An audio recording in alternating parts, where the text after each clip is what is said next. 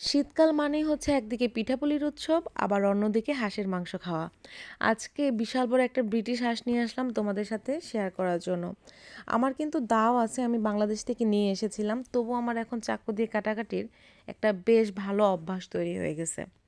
তো মাংস কাটাকাটি শেষ, এবার আমি ভালো মতো ধুয়ে রান্নার জন্য মেখে নিব। প্রথমেই হচ্ছে আমি আদা রসুন বাটা, জিরা, ধনে গুঁড়া, হলুদের গুঁড়া, মরিচের গুঁড়া, এলাচি, দারচিনি, তেজপাতা সব কিছু মশলা দিয়ে ভালো মতো মেখে নিব। এই যে রান্নাঘরে সকালবেলা থেকে রোদটা আসে, আর সেই রোদ পোহাতে পোহাতে রান্না করার মজাই আলাদা। এই যে তেজপাতা, এগুলা কিন্তু ব্রিটিশ তেজপাতা, এগুলা দেখতেও অন্যরকম, আবার এটার ঘ্রাণটাও অন্যরকম, আমাদের বাংলাদেশের মতো না। এবার ভালো মতো মাখানো শেষ, কড়াইয়ে দিয়ে দিলাম হচ্ছে পেঁয়াজ আর কাঁচামরিচ। আর এই তেলের উপর যখন কাঁচামরিচের ঘ্রাণটা আসে না, আমার খুব ভালো লাগে।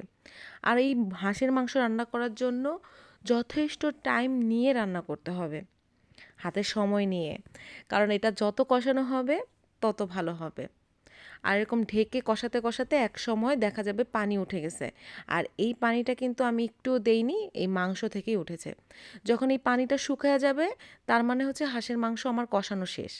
এই যে দেখেন কালারটা চেঞ্জ হয়ে গেছে, আর একটু কালো কালো হয়ে গেছে।